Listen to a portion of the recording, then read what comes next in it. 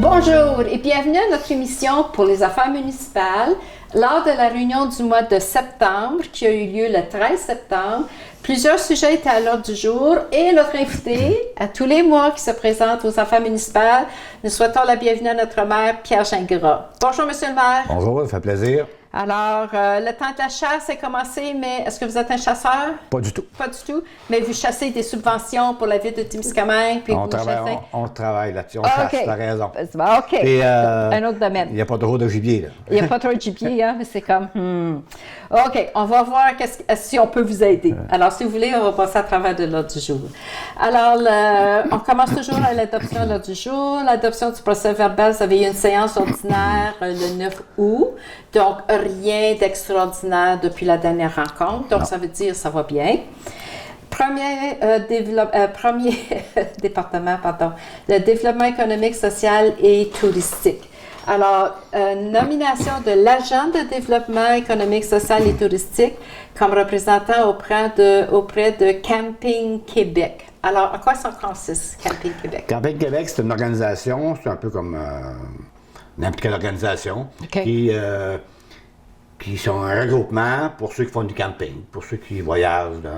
Et, naturellement, il y a de la publicité, eux autres aussi. Il y a de la publicité, si on met de la publicité, ils vont dans leur programme pour mettre à leurs membres. Ils vont donner de l'information si on veut annoncer quelque chose sur nos sites de camping ou de touristes. OK. Donc, notre agent de développement, lui, parle au nom de la ville. Quels sont les attraits touristiques de notre région, de notre municipalité? C'est ça. Dans ce sens-là? On a nommé l'agent de développement, Ibrahima Gouiran, d'être la personne contact et signer document avec Camping Québec. OK, c'est parfait. Puis ça fait partie de son rôle en tant qu'agent de développement aussi. Exact. OK, excellent. Donc là, vous avez annulé une résolution du 12 septembre 2022. Donc, je comprends. Donc, c'est un appui à la demande de contribution de la MRC de Témiscamingue volet 3 concernant la promotion des activités du milieu. Et le titre du projet, c'était la revitalisation du Belvédère. Puis je pense qu'on en avait parlé lors de la dernière réunion, ou peut-être celle du mois de juillet, là, parce que on avait mentionné au bout de la rue Thorne, vous voulez réaménager, revitaliser, parce que c'est un attrait touristique pour la ville de Témiscamingue, le Belvédère.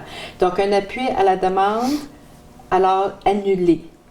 C'est que ce projet-là, qui est pour le Belvédère, et aussi la signalisation touristique dans l'intérieur de la ville, a été présenté dans un volet à la MRC. Et en cours de route, on s'est rendu compte qu'il y avait un autre volet qui portait un autre numéro, qui était plus propice et qu'on pouvait avoir des meilleurs montants d'argent pour le projet. Donc, on a annulé le premier et on a l'autorisation d'aller dans un nouveau volet pour avoir une subvention. Est-ce qu'on peut parler tout de suite, parce que les deux vont ensemble se complètent. Donc, vous avez annulé votre premier projet qui était peut-être comme moins complet, mais là, vous allez autoriser le dépôt d'un projet de revitalisation du Belvédère municipal, puis la refonte de la signalisation de l'ensemble des attraits touristiques. Donc, c'est un ajout, donc c'est un plus, finalement. C'est un plus, puis d'un projet qui est plus pertinent. OK. Puis, est-ce que le montant que vous allez recevoir, que la Ville va recevoir de la MRC, est-ce que ça reste toujours, parce que je pense qu'on avait mentionné un 30 000 $? C'est un projet qui pourrait être plus gros, là. Mais sauf que le conseil a décidé que nous autres, on irait, parce que la subvention, c'est un maximum 50 % ou maximum 30 000 $. OK. Alors, nous autres, on a décidé que pour ne pas aller plus haut que la dépense de la Ville de 30 000 $, on est autorisé de présenter un projet de 60 000 $ qui nous permettrait d'avoir sur 30 000 de la MRC et de faire un projet plus gros que si on investait juste 30 000 nous autres mêmes. Puis de répondre aux critères possibles aussi que la MRC demande pour avoir cette subvention. Alors, c'est pour faire la demande de subvention. Donc, on ne l'a pas encore, là. Mais quand même, non, la demande est là. Donc, je pense que c'est pour améliorer, puis c'était un attrait touristique. Je pense que la chasse devrait être bonne pour ce sujet-là. On espère, on compte là-dessus. OK, donc c'était tout pour le développement économique, social et touristique. Passons maintenant aux loisirs. Il y a une demande de subvention pour patrimoine canadien et du multiculturalisme. Donc ça, parce que vous avez annoncé lors de notre dernière rencontre les événements prévus pour 22-23, en tout cas, jusqu'au décembre, ils sont annulés. Puis là, la ville, le comité essayait de trouver quelque chose pour peut-être de janvier à mai, pour essayer de combler le vide, là, les gens qui avaient tellement hâte à des spectacles. Donc, est-ce que cette demande de subvention-là, est-ce que c'est pour vous aider à offrir des spectacles pour l'année prochaine? Oui, exact. Chaque année, on doit faire une demande pour obtenir des subventions pour les salles de spectacle. OK. Donc, ça, c'est parce que eux autres, quand vous faites les demandes de subvention, la période se termine là, au mois de juin, c'est ça? Puis vous recommencez pour septembre à mai. Est-ce que c'est comme ça? La saison, normalement, 22-23, c'était de septembre. C'était de septembre à aller jusqu'au mois de mai. Exact. Mois de mai, OK. Mais là, on n'a pas pu y aller. On n'a pas de directeur des loisirs. On a finissé le COVID. Puis on avait déjà cancellé beaucoup de spectacles. Donc, on a dit... Donc, la prochaine programmation, 23-24, doit se faire au printemps. Pour de août 23 à, par exemple, juin 2024. Entre-temps, il y a un vide. Là. En janvier, février, mars, avril, mai, là, au début de l'été, où qu'on a dit, il faut trouver quelque chose en attendant pour avoir au moins 3 à 4 spectacles pendant cette période-là. Et on a décidé aussi, on va le voir plus loin, dans la résolution, c'est qu'on aimerait, dans la prochaine programmation d'une année complète, avoir d'environ de 6 à 8 spectacles au lieu de 18 à 20. Donc ça, on verra plus tard. On va plus organiser. Si on décide de continuer avec plus de spectacles. Mais on joue pour le moment, pour une année, environ 6 à 8 spectacles. Ça remplirait... Mais juste le fait, je pense que nos téléspectateurs vont être très contents de savoir puis d'entendre qu'au moins la Ville, vous faites un effort dans le moment pour essayer de trouver quelque chose de janvier à mai pour... commencer à mettre un petit peu d'ambiance. Exact. Ce n'est pas seulement la municipalité de Témiscamingue, mais c'est partout. Donc, même le gouvernement aussi commence à redonner des subventions aussi, parce que là, les spectacles recommencent. Là, OK. Exact. Parfait. Ensuite, toujours dans le domaine de loisirs, donc 2 demandes d'aide financière, puis ça, je pense, ça arrive régulièrement, la Fête du Canada, puis la Fête nationale du 24 juin. Donc ça, c'est normal. Ensuite, il y a un avis de motion concernant les différents tarifs des activités de loisirs et de culture à Témiscamingue. Donc ça concerne ceux qui vont... non, ça c'est les travaux publics, donc les tarifs. Donc ça veut dire ceux qui vont à la salle d'entraînement, tous ceux qui se servent là, des locaux disponibles au centre. Le hockey, par exemple, la glace, le curling, c'est là-dedans. À chaque année, l'aquaforme, on fait cet exercice. Piscine, c'est ça. OK. Alors, sur quoi vous vous basez? On peut même louer des chaises, des tables, location des équipements. On peut faire ça aussi? On peut louer? Oui. Oh, OK. Le terrain. Mais ça, le terrain de tennis, il est gratuit. Puis il est beau. Il y a eu beaucoup d'argent de mis. Il est très beau. Oui. Puis, tu sais, c'est privé aussi. Donc, parce que notre émission cette semaine, pour votre info, on a annoncé, parce qu'il y a un partenariat aussi avec la Ville, puis le gymnase, l'école Gilbert-Héberge, les activités le soir, 4 soirs semaine, qui sont gratuites, les activités. Alors, la Ville, c'est... Alors, sur quoi vous vous basez, M. le maire, pour ajuster les tarifs là, de location au centre ou pour avoir une carte de membre, soit pour la salle d'entraînement ou le squash, peu importe. Sur quoi vous vous basez? Est-ce que ça change à chaque année? Ça change, oui, à chaque année, parce que quand tu regardes l'inflation, une petite augmentation normale pour contrer là, justement l'inflation. Et revenir au tennis, il y a un citoyen qui m'a demandé, il dit, écoute, on a un beau tennis. Mais il dit, vous le cachez avec une toile en avant de la rue. Alors, j'ai vérifié avec celui qui s'occupe, le responsable du tennis, qui est l'ancien retraité des loisirs à l'école. OK. Guy Tremblay? Oui, j'ai dit. OK. Tu peux te dire pourquoi qu'il est caché, que le monde il verrait. Que les gens voient, Mais il m'a dit c'est parce que le vent. Le tennis, c'est important que de couper le vent. Alors, c'est la réponse que j'ai eue. Fait que le monsieur qui m'a posé la question, il va pouvoir avoir la réponse aujourd'hui sur ce point-là. S'il nous écoute, probablement qu'il nous écoute, puis il va entendre. Puis c'est vrai, parce que moi aussi, je me demandais pourquoi. Moi, je pensais que c'était pour privé, OK, pour ne pas que les chauffeurs, ceux qui passent en auto, qui voient qui jouent. Mais puis c'est vrai avec le vent, parce que je jouais aussi avant le COVID aussi. Puis c'est vrai qu'avec le vent, puis avec l'eau, la direction du vent, puis la balle, tu veux qu'elle s'en aille là, mais la balle change de direction. Ça donnait une défaite, Josette. C'est ça, mais tu sais, c'est à cause du vent, là. Donc là, il va falloir que je retourne, mais maintenant, là, que c'est caché, je vais être protégée. OK, donc, c'est très bon à savoir. Bon, alors les tarifs. Alors, vous avez fait la ville de Boston, vous avez présenté. Ensuite, autorisation d'aller en appel d'offres sur l'invitation pour le service de cantine au centre. Et on l'a mentionné cette semaine aussi à notre émission pour votre info.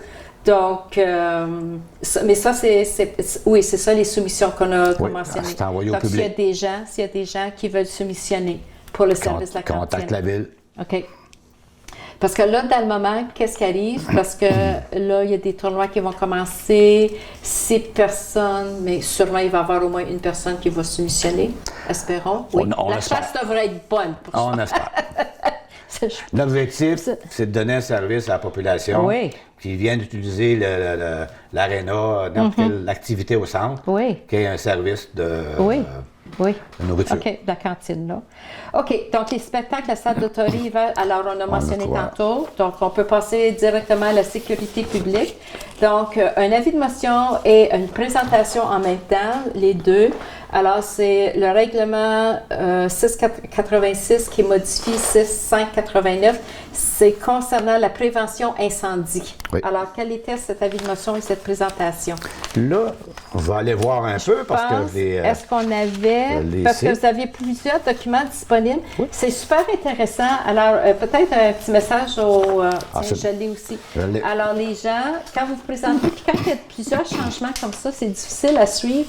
Quand on entend M. le maire expliquer, bon, le règlement numéro, modifiant le numéro, puis là, c'est difficile, on voit le titre, mais je vous félicite parce qu'à la dernière réunion, le mois de septembre, on avait les copies, donc on pouvait lire, puis vous pouvez partir avec ce que j'ai fait aussi. Donc là, on prend le temps à la maison avec un café, puis commencer à lire. Là. Donc, c'est ça. Alors, qu'est-ce que c'était les petits changements? C'est un petit changement. C'est qu'on fait partie de la demande de la MRC, un projet de sécurité incendie de la MRC.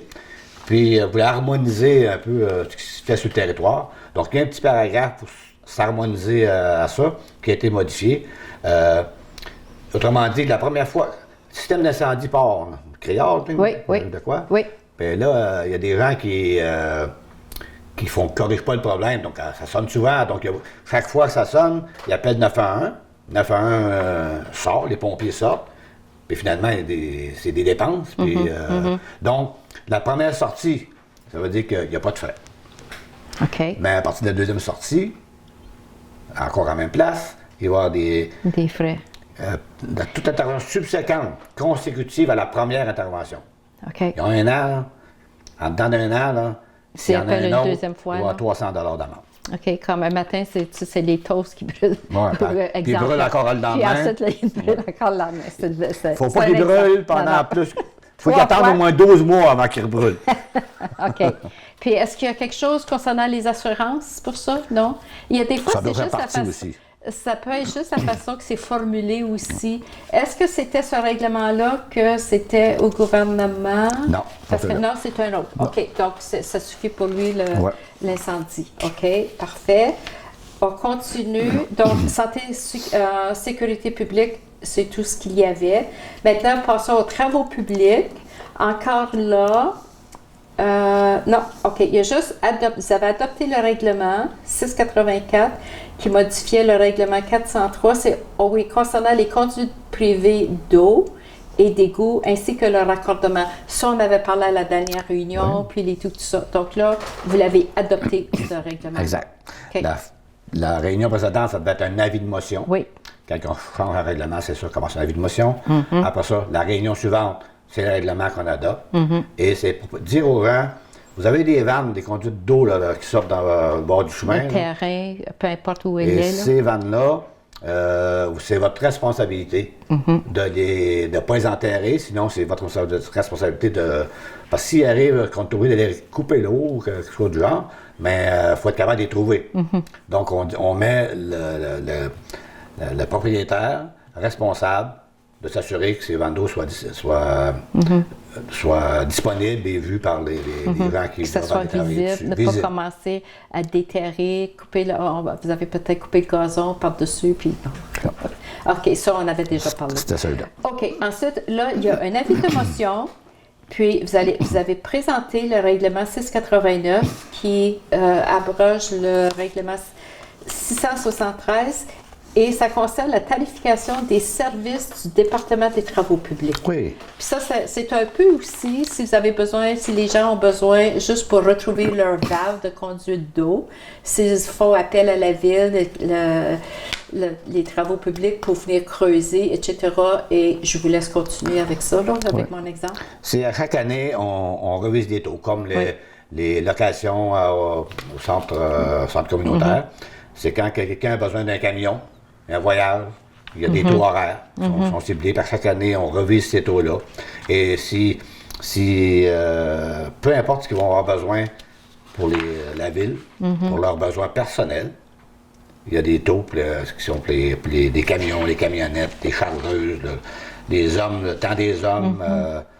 Puis c'est vraiment détaillé. Donc, comme je mentionnais tantôt aux téléspectateurs, alors voici, c'est un exemple. Ça, c'était concernant le sujet dont on parle, les travaux, les services du département des travaux publics. C'est très clair, c'est dans un tableau, soit la machinerie, le prix, alors de l'heure, combien ça vous coûte, la main-d'œuvre, le relais éco-centre, les résidus, voyage de gravier d'asphalte, les taxes. C'est vraiment clair, donc c'est disponible, puis c'est public. Oui. Alors les gens, quand vous présentez à la réunion, venez voir comment ça fonctionne, parce que il y a des fois, c'est pas à chaque fois, par exemple, qu'on a, mais là, vous avez adopté beaucoup de règlements dernièrement que vous avez présentés juillet ou septembre, c'était le temps là, de les adopter.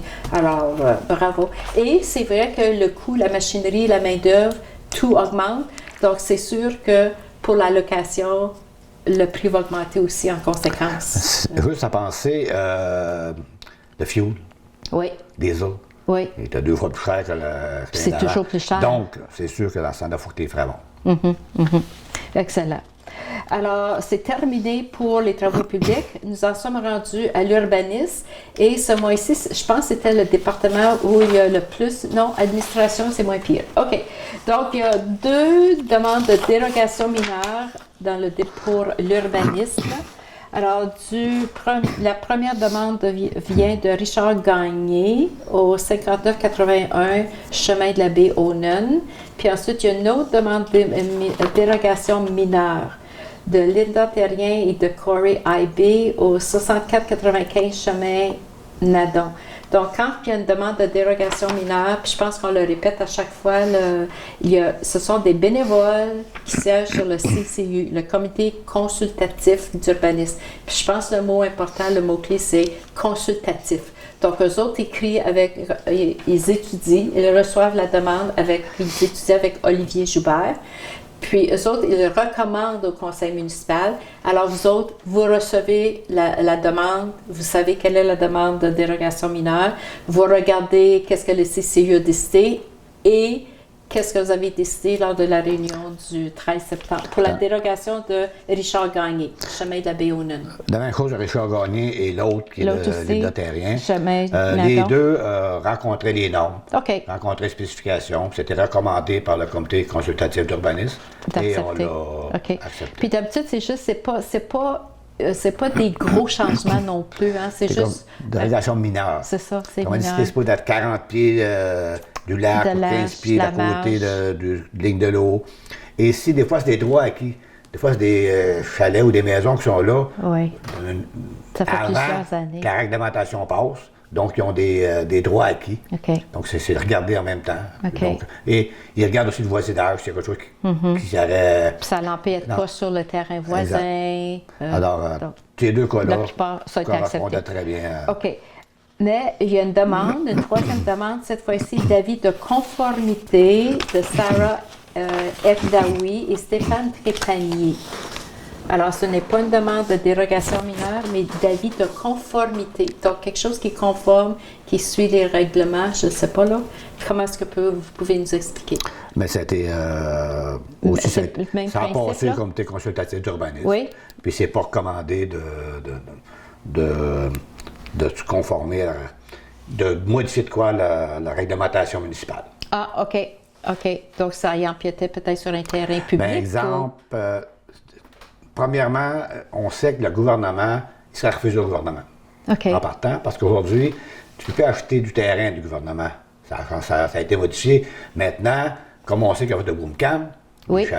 C'est tiré au sort. Ça veut dire que si quelqu'un veut avoir un lot qui appartient au ministère, sur le bureau sur les terres du ministère, mais tu ne peux plus dire je vais OK, ça serait plus, c'est comme un tirage au sort. Ça va tirer au sort, ça va être mis en vente. Il y a eu 550 applications, puis les 11 lots du Boomcam. Donc, on sait que ça passe pas. Mais il y a aussi le fait que notre chemin principal pour l'accès aux autres chalets, il passe au milieu de ce terrain-là. Oh, OK. Ça fait que si le gouvernement acceptait de vendre les lots de l'autre bord, mais encore là, le chemin demeure quand même en plein centre.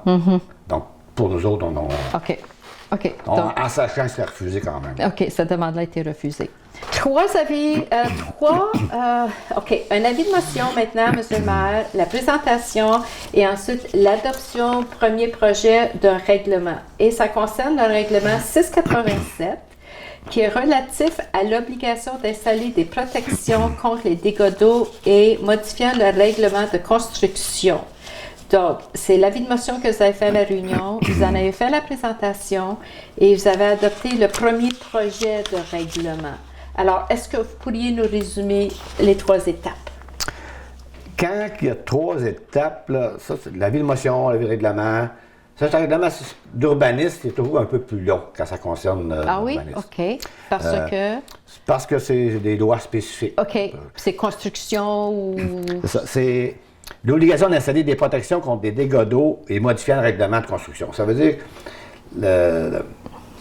Protection contre les dégâts d'eau. On a eu une demande du gouvernement, de la Fédération québécoise des municipalités et des avocats, des recommandations, de rendre un projet qui sera plus conforme à la grandeur de la province. OK. Ça va éviter des frais peut-être d'avocats,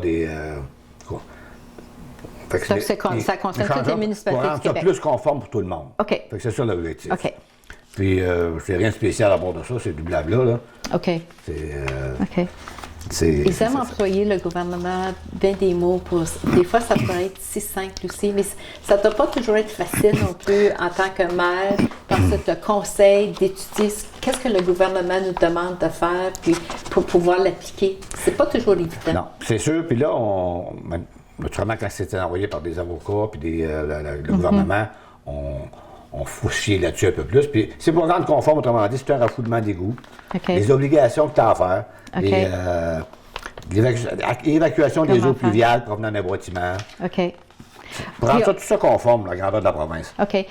Puis, on est vraiment chanceux, même si on est entouré d'eau. On parle du ruisseau Gordon, on parle du lac Ipawa, on parle du lac Témiscamingue.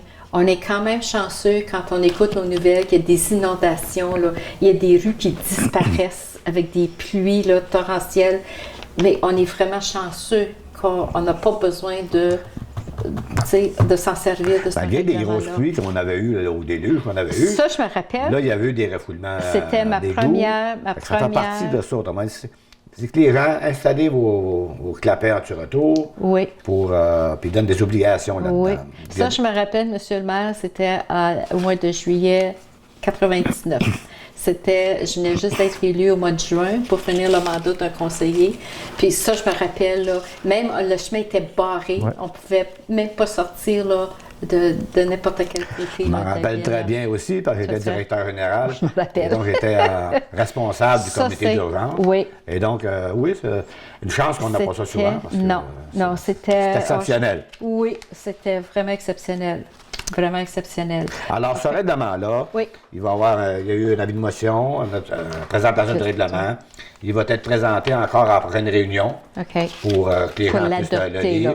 Et un an après qu'il va être adopté, les gens vont devoir respecter une fois l'adoption faite. Ils vont avoir un an pour se conformer. Okay.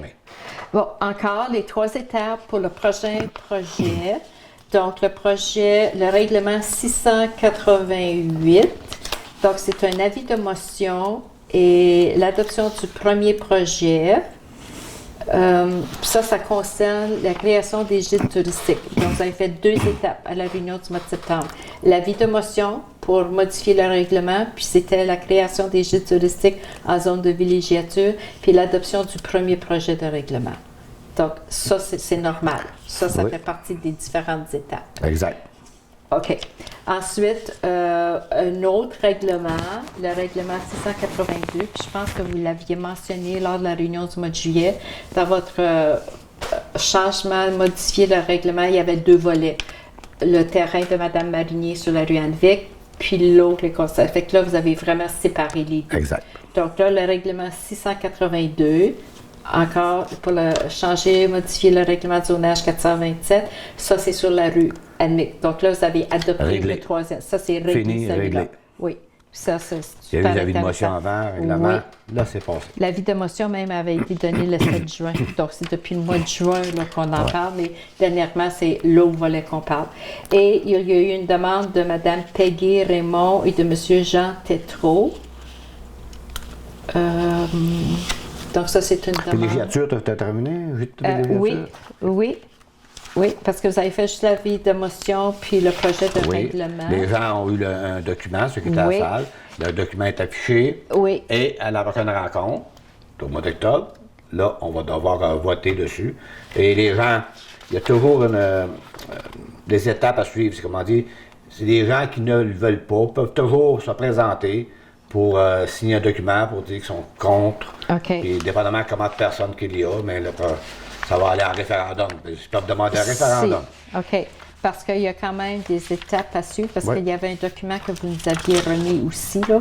OK. On a eu plusieurs, mais c'est super intéressant.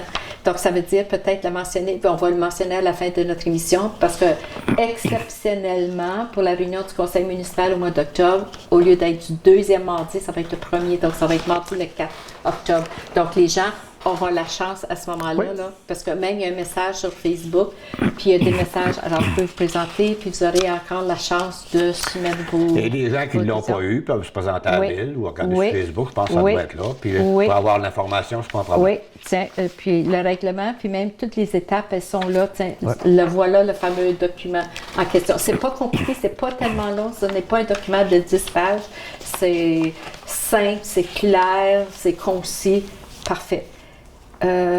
C'est bon. OK. Donc, je pense que ça termine urbanisme, M. le maire. Donc, il y avait plusieurs sujets, mais c'était différentes étapes pour un sujet en question.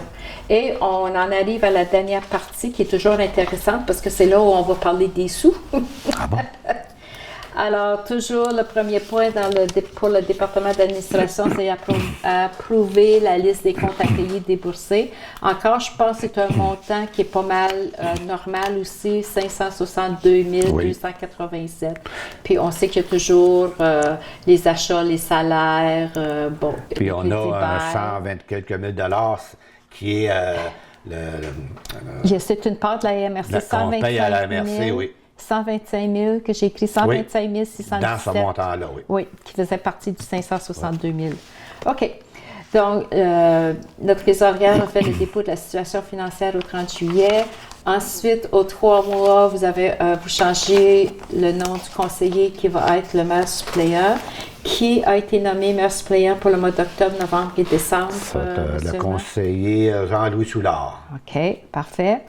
Ensuite, le texte, ça, c'est l'approbation de la programmation de travaux version numéro 1. Le dossier, ça concerne taxe d'essence. C'est quoi? C'est quelque chose que un document que vous avez reçu du gouvernement? Oui. TECQ? C'est des programmes qu'on a du gouvernement pour nous aider dans nos infrastructures. OK. Autrement dit, des d'eau, d'aqueduc, les égouts, refaire les chemins. Je pense que le chemin qui passe, ce n'était un dans le programme. OK. Donc, il donne une partie des montants pour faire des travaux. Et là, c'est pour la rue Boucher et la rue du Couvent. pour l'année qui s'en vient, 2023. Oh, ça va être intéressant à savoir, la rue du Couvent. C'était 2023, puis Boucher. C'était pour accepter la proposition de TEC dans ça. Donc ça veut dire la rue Boucher, on parle du coin, là, le carrefour là, de... Entre l'ancien dépanneur, jusqu'à l'école. Passe avant l'école, devant l'église, et ça rend jusqu'à la rue L. Elle ne descendra pas à la côte. On l'a coupé, la côte, on la fera une autre fois. Puis on a fait la rue du Couvent en place, qui est plus prioritaire. Oui, super. Ça, c'est une très bonne nouvelle. On continue. Autorisation de signer l'acte de vente avec la personne morale. Morale. Donc, la personne morale, ça, c'est des terrains pour construire. Oh, ça, vous nous aviez parlé de ça, là, je pense, lors d'une... les maisons Profab. Oui. Est-ce que c'est ça?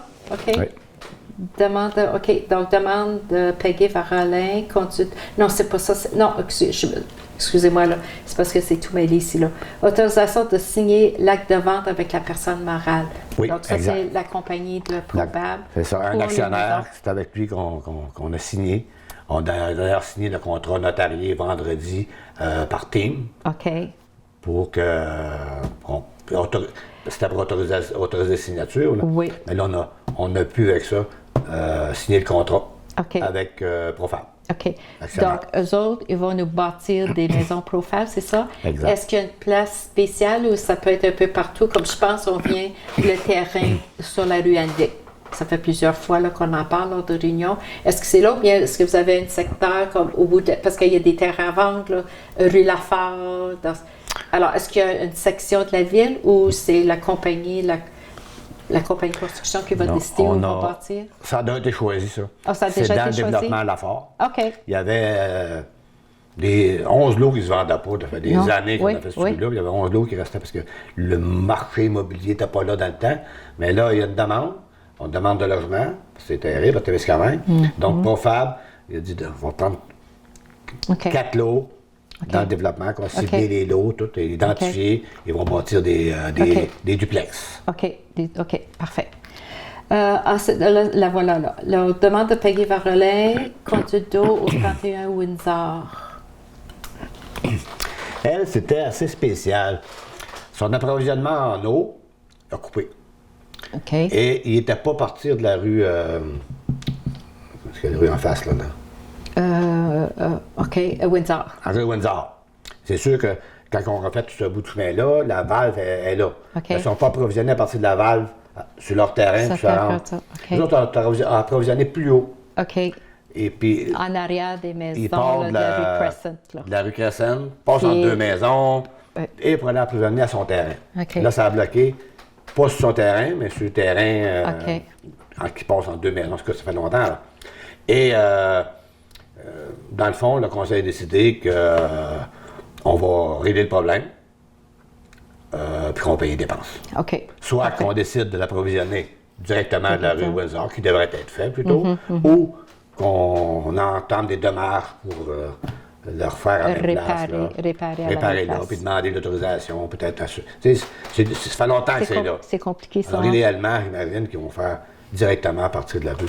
Mais, dans le fond, le conseil a décidé que ça se ferait, peu importe la façon, puis qu'elle va payer les dépenses. C'était ça c'était ça sa demande, là.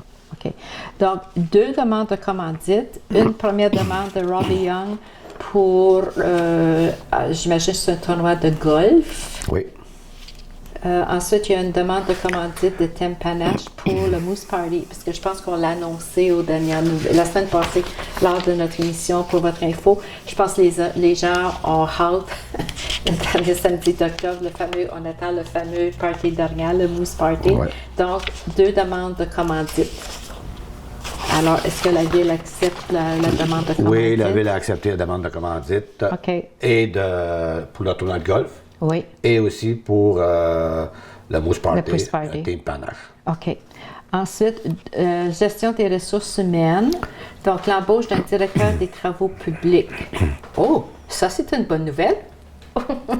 On aurait dû le souligner puis mettre des petites lumières et néons et flash, là, parce qu'il en reste 2 à trouver, là. OK. Alors, lui, il a accepté l'offre. Il a accepté l'offre.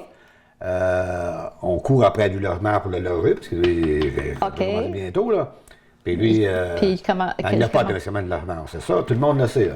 Alors, notre agent de développement va continuer à cogner à chaque porte, non, mais on en rit, mais c'est pas drôle. Donc, c'est une situation on va s'assurer qu'il y ait un logement.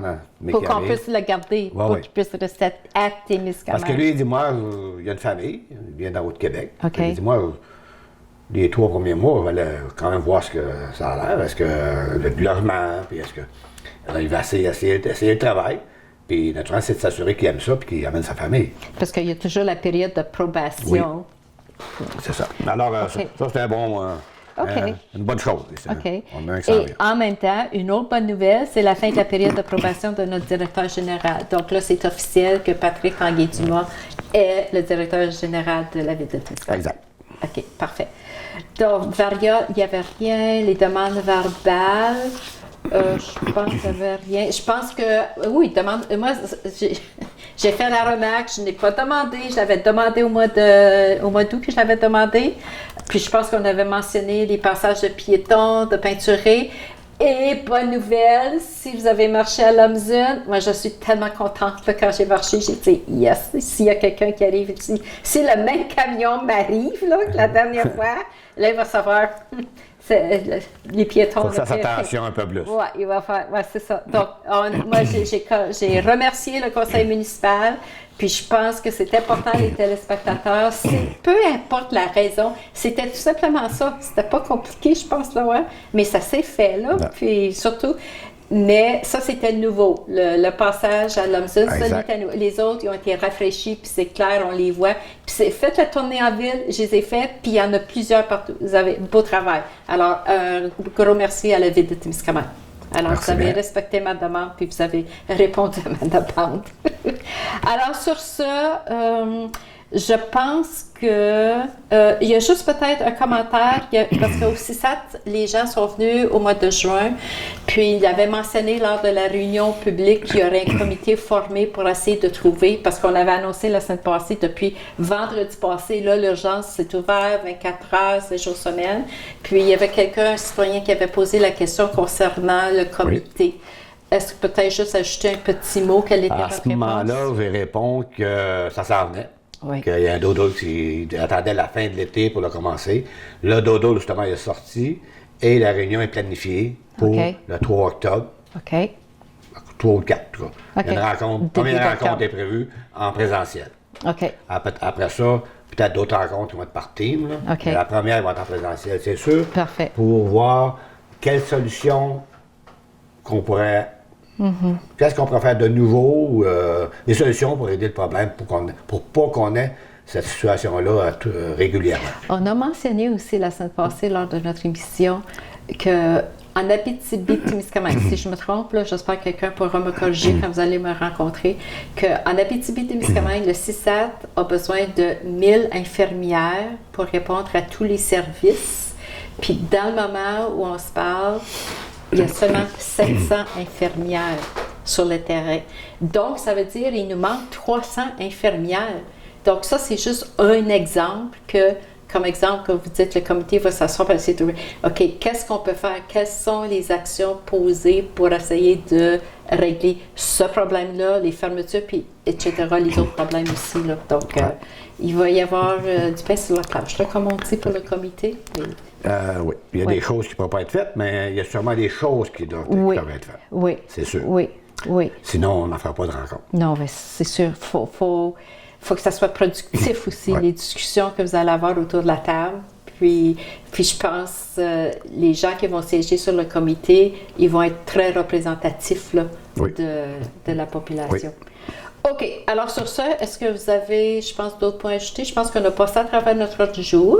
Alors, juste à signaler, on vous rappelle que la prochaine réunion du Conseil, mardi le 4 octobre, Et sur ce, alors, Monsieur le maire, on vous souhaite, mais ça va être bientôt, là, dans presque 2 semaines, la prochaine réunion. Ça fait rapide, là. Oui, oui, parce que c'est ça, c'est le mois d'octobre. Alors, c'était une bonne chasse, finalement, oui. nos sujets qu'on a achetés. Alors, s'il y en a qui se demandent, si vous n'avez pas écouté depuis le début de l'émission, il va falloir que vous allez sur le site Internet, vous allez voir, ou en direct à la télé, parce que là, c'est une petite farce qu'on a fait au début de l'émission. Donc, si vous voulez savoir, on n'est pas allé à la chasse, Monsieur le maire puis moi, là, mais on a chassé des sujets, puis on a trouvé des sujets pas mal intéressants à discuter. Alors, sur ça, Monsieur le maire, je vous souhaite des belles semaines, puis on va revoir la prochaine réunion du conseil municipal. Merci bien. Et pour vous, on va revoir notre prochaine émission des affaires municipales avec notre maire de la ville de Témiscamingue, M. Pierre Gingras. Alors, sur ce, bonne semaine et à la prochaine.